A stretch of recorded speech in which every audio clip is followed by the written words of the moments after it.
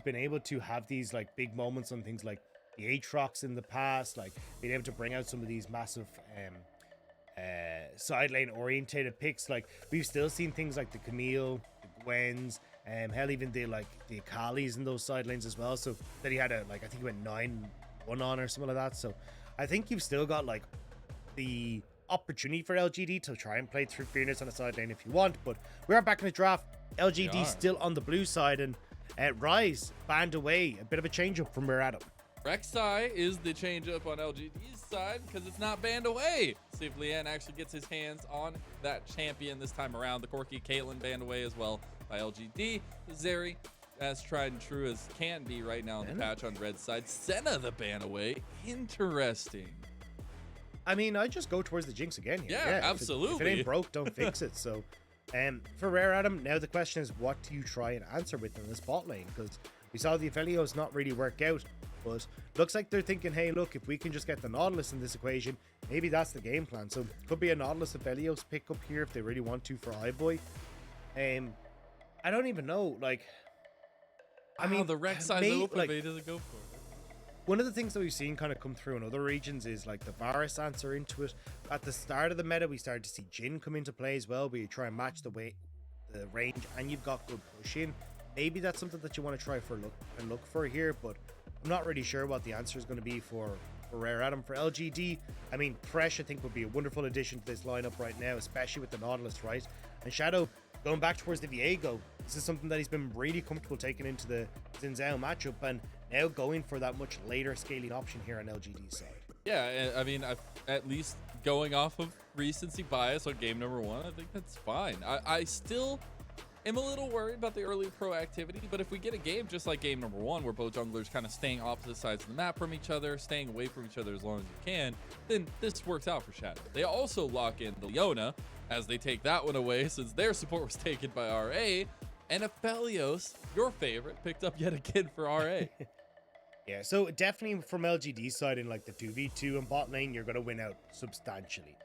Range advantage for Jinx. Leona is stronger than the Nautilus in the lane matchup as well. Like, Nautilus can survive because you can kite back, but not winning like outright the matchup. The big difference maker is going to be the jungles here. Like, because you've got that point and click CC for the Nautilus, it makes it a hell of a lot easier for Lian to try and get into that bot. So that's why I was kind of looking for the Thresh, because you can always like Dark Passage the Jinx out after the depth charge is hit, but not going to be the case this time. So Eric will have to be very safe. Top laners banned away though. Camille taken off the board. Gwen gone as well. Maybe we see another Graves ban angled towards Cube on that top side just because of how strong it's been. But at least for Rare Adam, right, with like the Twisted Fate banned away, maybe Strive is trying to eye up something like the Rise. Not the Rise. The something that can have a little bit more like team fight orientated pressure in this mid lane. When you look towards something like the Orianna again, or even if he wants to go over towards something like the Zoe or the Victor that we've seen in the past. And there's an obvious focus from LGD in the second phase of bans here, as the Gwen banned just like in game number 1, but Graves joins the ban table here, making sure that Cube does not have the same tools last time, does not have that split push going for him, at least on that champion. Obviously still the Trendemirs and stuff like you had mentioned available, but the hover and lock-in is the Jace for Cube. Okay, so we have to see what Fearness wants to try and answer for. Now we might get to see the Tryndamere come true. Rather than against the Graves, they're just like, hey, look, we can actually just take this on the opposite side. We've also seen like things like the Kali go into this Jace on the top side. So there's still a lot available here for Fearness in the top lane. Jay looks like he's just going to go back towards the tried and true, the Victor in the mid lane. I mean, nothing really to say, right? Like, strong late game, good team laning, and reasonable skirmish on the side. I wanted Spice, Dagda. I wanted Spice. All right. I mean, we'll wait for the top lane. You can't have too much spice. I mean, I feel like for Jay. Oh god. Oh no. I was going to say, I feel like we're getting something spicy in the top lane. It's like, oh no. Yep. All right. Well, we exactly know what LGD's goal is here. Now that they've locked in the Ornn for the top lane, it is scaling, it is team fighting, and it is winning the second game. Yeah. LGD Late game, damn it. We're gonna just go for the full late game scaling. Like, everything on this side just screams, we want to fight. We want to try and play towards that late game. The only problem that I'm seeing though, right, is like, you're gonna end up with the counter pick in the mid lane, right? So push in theory first drive. Push for Cube in the top lane.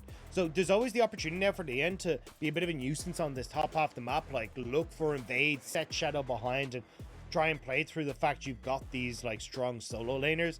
The answer for Shadow would be to try and play around this bot side, right? Like, Eric and Jinjiao should still have push, and I'd love to see Shadow try and use the fact that Eric and Jinjiao have push to get vision control on this bot side, so Eric can continue to push in, because as we already said, I mean, while Lian can play around the top side off two solo laners, the CC for ganks is in that bottom lane. It is, and the CC is going to be the name of the game. We saw last time around the shot calling from the dredge lines on the Nautilus, super huge. We'll see if on the other side of the table we can also get that from Yanja. But we have our team comps. We don't have the serious, at least Graves in this one, but we do have Cubes, Jace, and both teams have very particular things they're going for in this one. You still have a little bit of the split pushing available for Rare Atom, but opting more into that team fight here with a little bit more CC on the Nautilus, and on the other side, it's just doubling down on the composition for LGD as they get the Viego for Shadow. They get a lot of those scaling options, and we get to see the Ornn for Fearness. This matchup is going to be huge. I'm just excited because I want to go to 3 games, Dagda, and I want Rare Atom to push us there. It's going to be a tall task, though, because LGD have definitely gotten themselves the tools of the trade and coming off a very confident game number 1 as well. Yeah, I think for Rare Atom, the best way to try and like fight against LGD, just because you don't have that same like late game team fight to you, is trying to play through Cube on this top side, right? Like, yeah, one of the things about Ornn is obviously great team fights, but Cube, because he's got that range advantage, is actually capable of playing like through a 1-4 situation and try and work as just a straight up split pusher. So I wouldn't be surprised to see something like an early Shroudless Grudge come through, just or even like actually like some sort of Last Whisper, other Last Whisper item come through from, just so we can try and like fight against Ornn on the side, try and push through that. So I'd expect Lian to try and start bot side here and look for some early plays towards Fearness before the full tankiness of this Ornn comes into play. Well, as we come onto the Rift, we'll see if we go the distance or if LGD close us out quickly with a 2-0. RA looking for some spice in the early game. They're actually going to come around the corner here, but Eric gets popped at a command attack. Oh my god, he's going to stay. Okay. Yanja doesn't have the angles. Gotta be really careful with the dredge line. Not going to connect onto Eric. Not quite able to. Looking back at this top side though, Cube opting in towards the first strike. I really like this. Like, the Fearness is going to get insanely tanky, right? Ornn, no doubt about it. But actually being able to, 1, have a little bit of extra damage come through from first strike, and 2, that extra gold that you should pretty easily be able to proc as Cube here, means that you can start to get a ton of extra items into your back pocket and kind of like beat the race that Ornn is trying to do to get towards that late game while Cube isn't able to do damage. I will say, check it back on this bit latest drive. Wants a little revenge, I feel like, from that last game. Not against the Rise this time, but against the Victor. We'll see that heavy trading going on. I will say a lot of similarity from that first game is the fact that we do get opposite side starts from these junglers. And again, opting into the potential of staying away from keeping the ships in the night separate. Yeah, I mean, for Shadow, again, like, this is your best bet. You don't win out on the early skirmish. We kind of talked about at the start of the day. Like, Jinjiao, the reason why he's picked is he just beats so many people at the early stage of the game. So the only thing that person I think that really kind of does well against him is like an Olaf who can clear faster and look for an invade. So yeah, I'm going to be totally fine here, just clearing up towards that top side. We said, look, the potential here to try and play around Cube. And Cube going to try and see if he can crash this early wave. Should bounce back, which at least means that the wave can be set in the middle. So you have an opportunity for Lian to try and look for a gank. If Cube isn't going to push in, to go for some sort of dive. Yeah, pushing spots out for LG. RA. I was going to see if the level 2 ops into any fights for the bot lane. Yanja, no, but not going to be. So, and that does mean, you know, the first action is definitely going to come from these junglers if we don't get any shenanigans in the lanes. But I feel like, that being said, Lian is much more set up this time around to be there to facilitate those early plays. Yeah, and I think, you know, the last matchup that we had was the Lee Sin versus Xin Zhao. So if Shadow was able to kind of avoid Lian, he could set up his own plays. A little bit more difficult on the Viego, but you've got a ton of CC in your lane, right? Like, Fearless able to set you up. Jin Zhao on that bot side, we talked about the winning 2v2 for Eric and Jin Zhao. So if you can play towards that, you can actually be relatively okay. And it looks like that's at least what Shadow has in mind, right? Yeah. Like, try and play down towards the spot side. Set up Eric once more to be that massive carry. And that's the big difference, I feel like, as well. There's not that volatility in the top side as much as there was in that first game, right? Where you had Fearness just getting beaten down by Cube all the time. Now, you can feel a little bit more confident to leave Fearness up there, have him go in the later fights. Although we see a fight in bot lane, iBoy about half health. Does not get any of the summoner spells from LGD. Thought maybe Jin Zhao was going to burn the Ignite. Both teams staying calm and steady, at least in the bot lane. You typically see the summoner spells burn pretty early. It does give a good back here for Eric, though, right? We'll probably see the quick pull come through alongside, like, probably the longsword and a dagger. Actually, just going to go towards the boot. So, I mean, from Eric's perspective, right, Yuna gets to move back down, should be able to pick up the wave.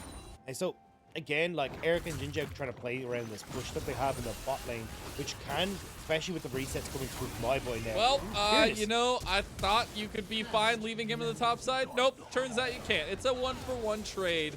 And the top side, Shadow shows his face at the last moment. Yeah, and I mean, look, nice decision making from Cube, right? Spots out the fact that Shadow's coming up onto this top side, so fully commits onto Fearness to get the kill. Just tried the 1-for-1, but that wave now has to be TP'd on to Fearless to try and pick that up, whereas Cube can actually just walk back to lane and hold on to that TP. So nicely done here for the top laner of Rare Adam. Once more, getting the advantage in this top side matchup. Well, we'll see on the bottom side, though, RA respond with a dragon start of their own right at that 5-minute mark. The first dragon going over to RA. Yeah, just kind of thinking, look, Cube has his TP. Can't, obviously, because the teleport changes TP to ward, but if they actually try and contest here, LGD... Oh sorry, my they God. left it at 1. If LGD tried to fully contest, he can always, like, TP to a tower and then, like, run in, especially with, you know, the move speed that you get and the acceleration gate. You can pretty quickly get into fights as Jace, but anyway, moving on. Rare Adam, at least with that topside advantage that we wanted to see. No jungle pressure needed thus far, so maybe now Lien with no flash on Fearness, and if Cube could potentially freeze the wave here, could look for a gank. You can see Shadows going right. I can't go for my bot side camps. Ooh. I need to try and protect Fearness on this. He's not spotted either, and Fearness, now he knows he's here. The Orange Horn popped, will be flashed away from Lan.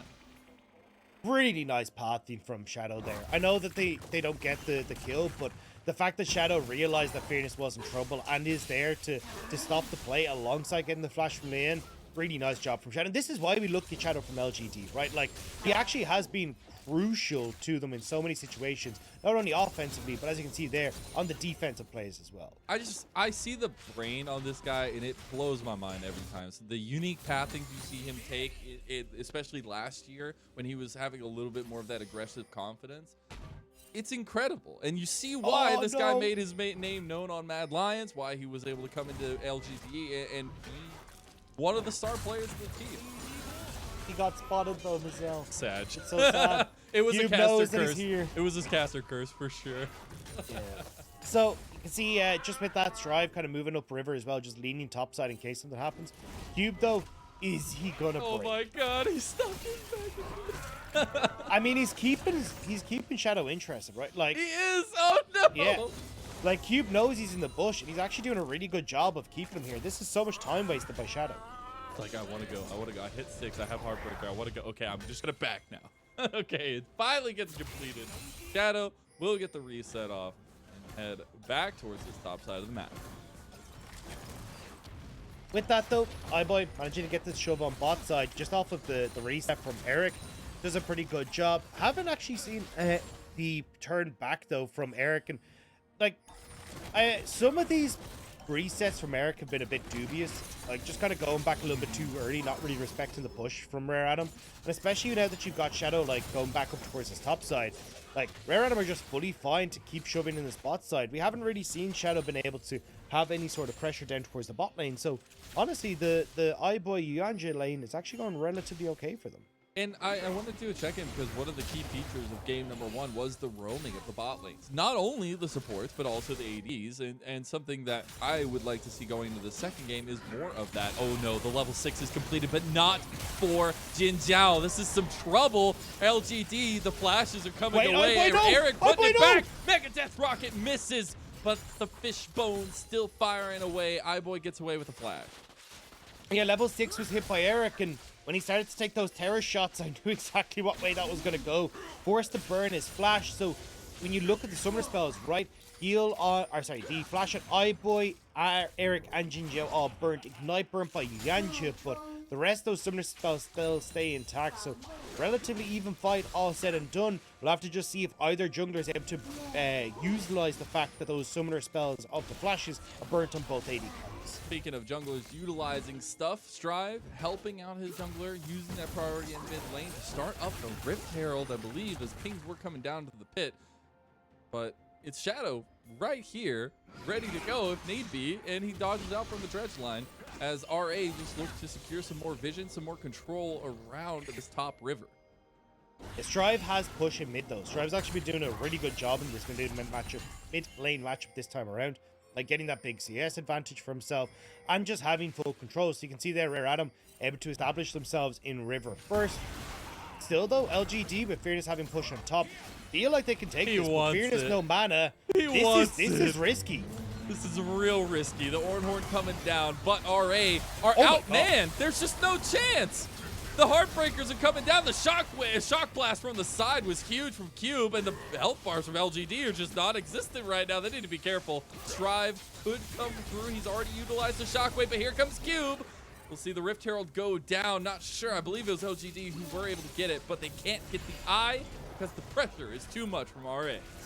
Still though, they take the fight, they get the kill. Nobody will get the Rift Herald in the end, and honestly, that's kind of all right for Rare Adam, right? Like, for LGD, you'll take the fact that, like, from Rare Adam's side, we want to see them play through side lanes. We want to see them set up Cube even more. If Rare Adam aren't the ones that are able to get the Rift Herald, that's your key takeaway here for LGD. Cube, though, will get some good amount of terror damage on this top side, as Fearless doesn't have his TP to get back to the lane. So, Cube still getting a decent amount of gold off the play, just with Fearless needing to reset. And the topside matchup has been very volatile, more so than I thought it was going to be, at least, because I was like, all right, Fearless on a tank, you know, we'll leave him on the island up there, no big deal. But it has been a lot of focus up there because of the objective taking and because of the increased priority on objectives. Last game, it was a lot more of a slow roll when it came to Dragon, but this time, RA are stacking them up quickly.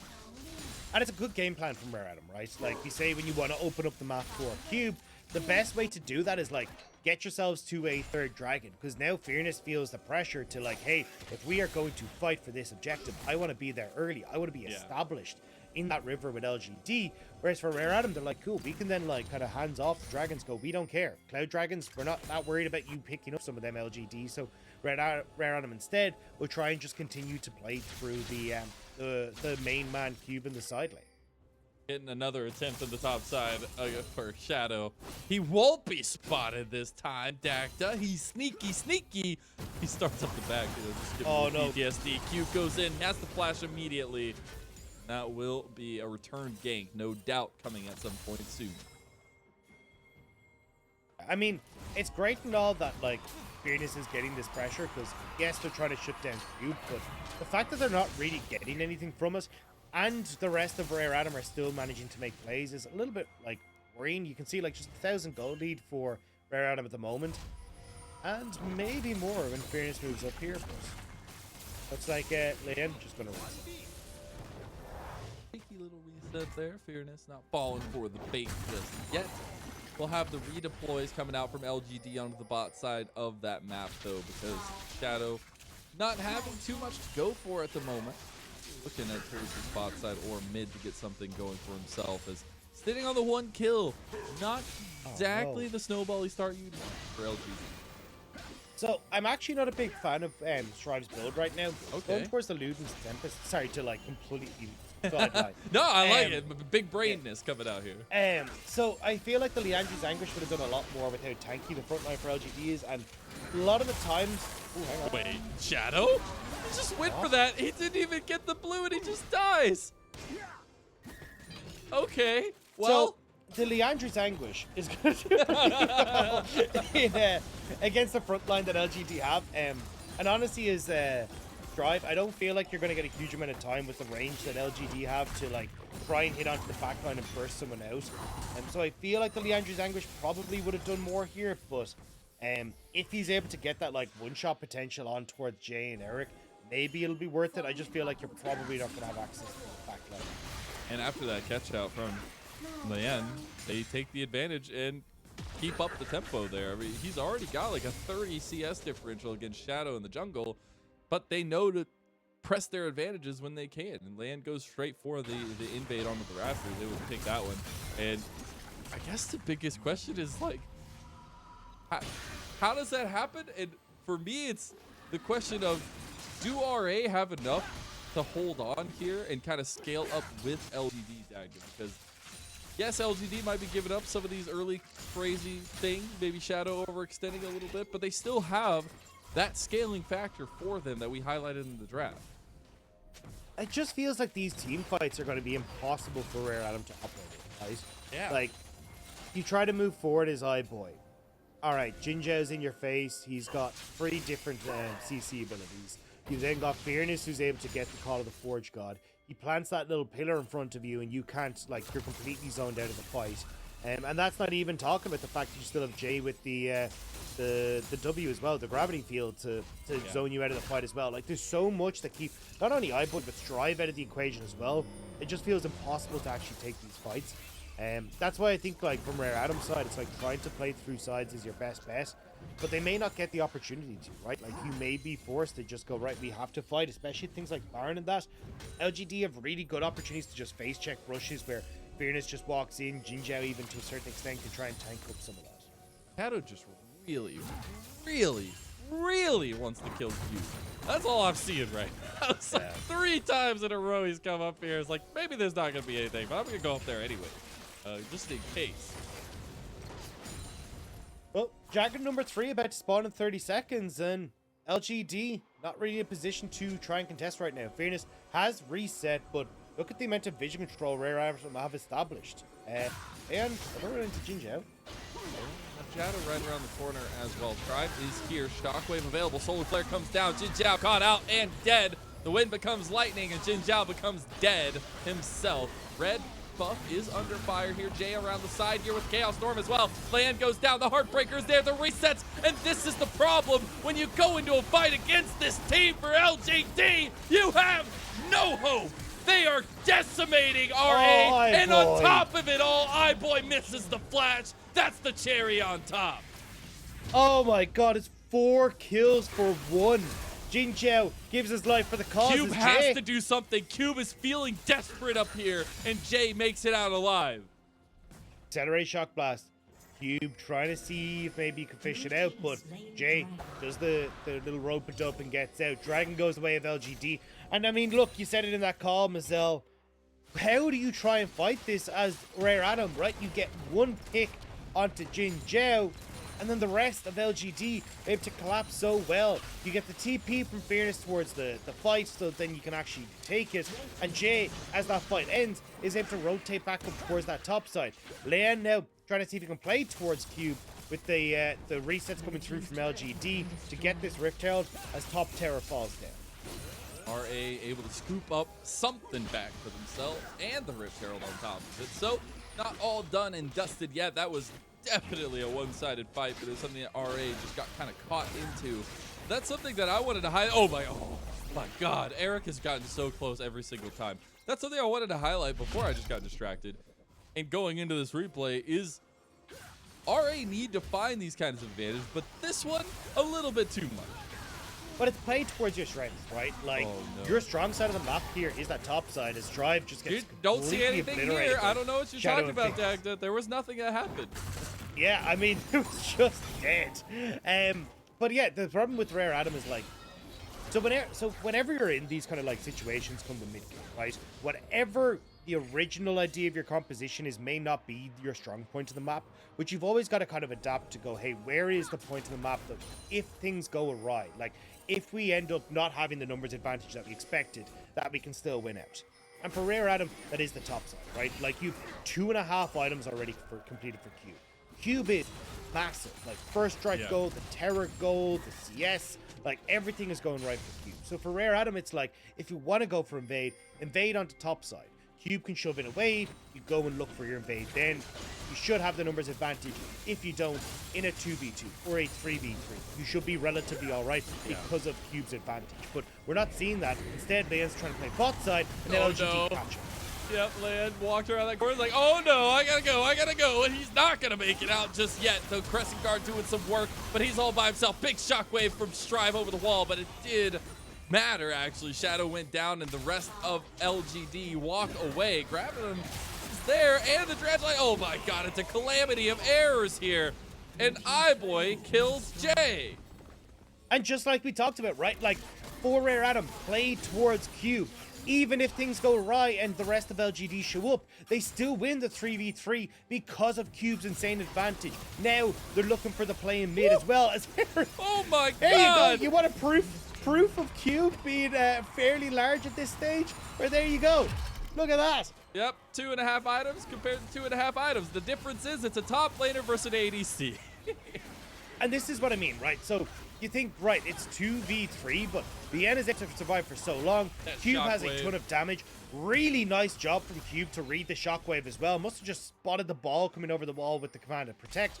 And then Jay, trying to move down to this bottom side, gets spotted out by the rest of Rare Adam. And they just obliterate him. Like 3 members on this top side because RA are able to fight the 3v2 on the bottom side of the fight. So this is what I wanted to highlight before we got into all this craziness, is the fact that RA, they have a very specific way that they can win these fights, and it's by catching LGD off kilter, off stability, right? And making sure to not have them set up for these fights, because we've already talked about the 5v5, LGD, their composition, redonkulous. Like they are scaling so hard, but if you can catch out one at a time, if you can catch them not set up in that front to back 5v5, that's where RA can succeed. LGD though, because they have that first dragon now, can actually try and like push in mid here and look for Cube wasn't set up in the side lane, so now Rare Adam have to go against the big team fight of LGD. And the accelerate shock blast, I was about to say, needs to land onto Eric, on towards Jay, so Rare Adam can fight them back, but that's it from Cube. Great accelerated shock blast to find the damage onto Eric. Scaling ain't gonna help you just yet. Eric definitely feeling the hurt from that Jace, but it's all about buying time for LGD. And you can definitely feel the anxiety, at least on RA's side, right? They're constantly looking for these picks. They're constantly looking for this damage. And you can see that they're very aware of like where the damage on Rare Adam is, right? Like Fearness is gone for not only the Chem Tech, but the Chem Tank, sorry, but the Random's Omen as well, right? Like as much armor as possible, try and stop the crits coming through from iBoy, but having a bit of a slow as well for everyone who jumps on. So kind of adding a further layer of CC for Fearness as now with Dragon up, LGD trying to contest mid priority, see if they can get that tower as Rare Adam are looking to get that Dragon. And I will say on RA's side, iBoy has the Lord Doms completed now. So this tanky front line not going to be as tanky, right? You're still waiting on the 3 items for iBoy to really be putting in that work, but still helps to that extent. And the rush of the second item is definitely a good one. We did see the 3rd dragon of the game go over to RA at least. And so they're 1 away from Soul. LGD trying to trade it for mid priority and also this top vision. If you end up face checking on Rare Adam's side again, not really any big true tank. So for LGD, they're like, look, we don't feel comfortable moving into this position where Cube can try and get these accelerated shock blasts onto key members, and maybe Rare Adam can win the fight that way. So instead, they just trade it for pressure. Eric, though, I'm not sure how he ended up there alone, but Rare Adam very quickly chased him out of the jungle. I mean, good call from Eric to immediately get forced away from that one. It's like, nope. I am way too far. As a Jinx, but it's still very, very terrifying as RA actually keeping the push going strong in the mid lane. Have 4 bodies hovering around here, but not able to get the siege down on the 2nd tier tower. Yeah, buying space though for Cube on this top side, right? Like we talked about the 1-4 split push. Well, Rare Adam, they got vision control now in this top side jungle, and it means that anyone who goes up against the top. Oh, hang on. He immediately called that. That was coming out if you like it or not. Eric hit by the Moonlight Vigil. Shockwave comes away, and Jinjiao's just dead. Pressing guard was utilized as well, but a beautiful pick from RA and buying into their win condition. Yeah, great job to just make that pick happen. You're buying enough time now in the mid to get pressure on top for Cube. LGD can't really push up here. Like, they're trying to just threaten the vision on Baron if Rare Adam are trying to start it. But Rare Adam are just perfectly happy to keep this push going topside because Jay's in this mid lane. Like, no one's on topside. And that whole wave's just going to crash to the tower. He'll make it there eventually, but a little bit of a missed call there from LGD, feels like. And you still have Fearless in the top side, now going to be responded to by RA. And the rest of LGD just taking their time here. As we hop into the replay, we're just going to get this pick. Again, like, it's what you have to do here is Jinjiao, right? Like, it becomes very difficult for LGD to try and hold on to this space. Like, maybe he didn't need to push in quite as far. Like, could have just gone for a bit of shadow vision and enough for LGD to kind of rotate back and forth between mid and top. But now, Rare Adam, very much in control of this game. Absolutely. They got 5,000 gold. Not too shabby. But also just the map that they have, right? As LGD trying to make a pick to bring it back. The flash of Fearless, and Strive doesn't have any mana. He will eventually just die. Flashes away there. Nicely done. But it just buys a little bit of time because RA are doing the Baron. No, TP for Fearless, though he can still come in with the Call of the Forge God. Now they have vision that they're doing it with the Super Mega Death Rocket going wide. This TP is so late from Fearless, though. It's already gone. Look at Yuyanja on the side. He just knows he doesn't need to engage. He just needs to stay there. Solar Flare on the side as well. Cube, it's a split fight. Leyen just goes in, but the Gore Drinker is huge. We'll see if the team fight from front to back can work out. Eric is going to be caught out, and that's doomed for LGD. RA want to push us the distance, and they take the fight. Eric gets completely caught out in that fight, and it means that Rare Adam are able to win it out despite the fact that they didn't have drive. Now, with Baron, Rare Adam move in to start cracking open the base of LGD. Tier 2 tower in the mid lane. That red-white working out beautifully for iBoy, but it's the decision-making that we saw from LGD in Game 1 that we're seeing in Game 2 for Rare Adam. Strive now pushes in top. We've got Q pushing the bot. Although things can still go awry. I mean, these are two tanks. I don't know if they're at the damage. They're waiting on the Shadow and Eric to make it there, but they actually push RA off of the inhib tower. Yeah, big mistake from Rare Adam not finishing that off. But watch here, right? Like, Eric just completely gets roasted by Yuyanja. It sets up beautifully for Leyen to get in here. The pressing card keeps Leyen alive for so long and tries to even flash forward with the wind becomes lightning, but isn't able to do so. And Fearless, because of how late that TP was, isn't able to get into this fight. Like, I honestly, like, this fight could have gone well if Fearless had just TP'd that little bit earlier and got that fight, because could have had a better setup with the Call of the Forge, got able to hit onto multiple people, would have been able to continue the CC lock of iBoy. Like, I don't know. I like, pushing that wave and bot was not the priority there, Fearless. And especially, you know, that flash from Yuyanja to catch out Eric there. It all works out all too well.